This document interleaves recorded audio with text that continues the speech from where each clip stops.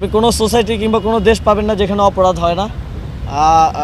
অপরাধ থাকবে, প্যানিক সৃষ্টি হলে মনে হয় যে অনেক বেশি হয়তো অপরাধ হচ্ছে।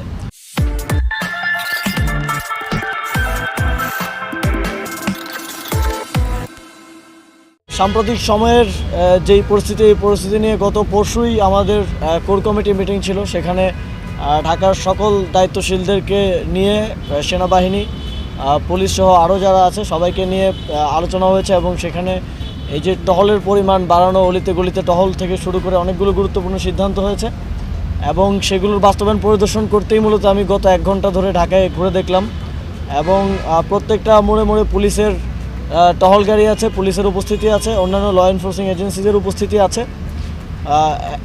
আশা করি যেই পরিস্থিতি তৈরি হয়েছিল, জনমনে যে আতঙ্ক তৈরি হয়েছিল, সেটা খুব দ্রুতই সেটা থেকে উত্তরণ করা সম্ভব হবে এবং অভিযান চলছে যেই জায়গাগুলোতে বেশি ছিনতাইয়ের মতো ঘটনা ঘটে কিংবা যারা ঘটায় চিহ্নিত যারা আছে তাদেরকে আটক করার মাধ্যমে পরিস্থিতি নিয়ন্ত্রণে আনার চেষ্টা চলছে।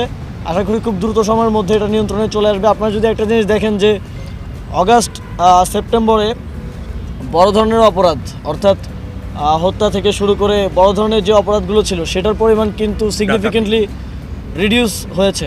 ডাকাতি, হত্যা সিগনিফিকেন্টলি রিডিউস হয়েছে। তবে ছোট ধরনের অপরাধ যেমন ছিনতাইয়ের মতো ঘটনাগুলো ইদানিং একটু বাড়ছে। আমরা এটাকেও সরকার অ্যাড্রেস করছে, এটাকেও আমাদের ল এনফোর্সিং এজেন্সিস অ্যাড্রেস করছে।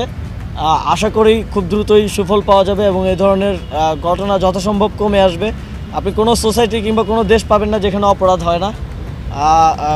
অপরাধ থাকবে, তবে সেটাকে যথাসম্ভব নিয়ন্ত্রণের মধ্যে রাখা, সেটা যেন জনমনে আতঙ্ক তৈরি না করে, প্যানিক সৃষ্টি না করে, সেটা দেখাটা সরকারের দায়িত্ব। একটা ঘটনা ভাইরাল হলে কিংবা এটাকে কেন্দ্র করে এক ধরনের প্যানিক সৃষ্টি হয়ে যায়। প্যানিক সৃষ্টি হলে মনে হয় যে অনেক বেশি হয়তো অপরাধ হচ্ছে। তবে আমাদের সবসময় স্ট্যাটিস্টিক্সের উপর নির্ভর করা উচিত। আপনারা সাংবাদিকতা করেন, আপনাদের কাছেও আছে, আমাদের ল এনফোর্সিং এজেন্সিদের কাছেও আছে অভিযোগ কী পরিমাণ পড়তেছে, কী ধরনের অপরাধ হচ্ছে, এটার গ্রাফটা কেমন, এগুলো দেখলে আসলে প্রকৃত চিত্রটা পাওয়া যায়। কারণ একটা ঘটনা সোশ্যাল মিডিয়ায় কিংবা অন্যান্যভাবে ভাইরাল হলে, এক ধরনের প্যানিক সৃষ্টি হলে মনে হয় যে অনেক বেশি অপরাধ হচ্ছে, কিন্তু এটা তো একটা স্পেসিফিক ঘটনা। তো আমার মনে হয় যে আমরা স্ট্যাটিস্টিক্স ধরে যদি কথা বলি তাহলে আমরা বলতে পারবো যে আসল পরিস্থিতিটা কী। তবে ছোটোখাটো অপরাধ যেটা আমি বললাম সেটা একটু বাড়ছে, তবে বড় ধরনের অপরাধগুলো সিগনিফিকেন্টলি কমে এসেছে।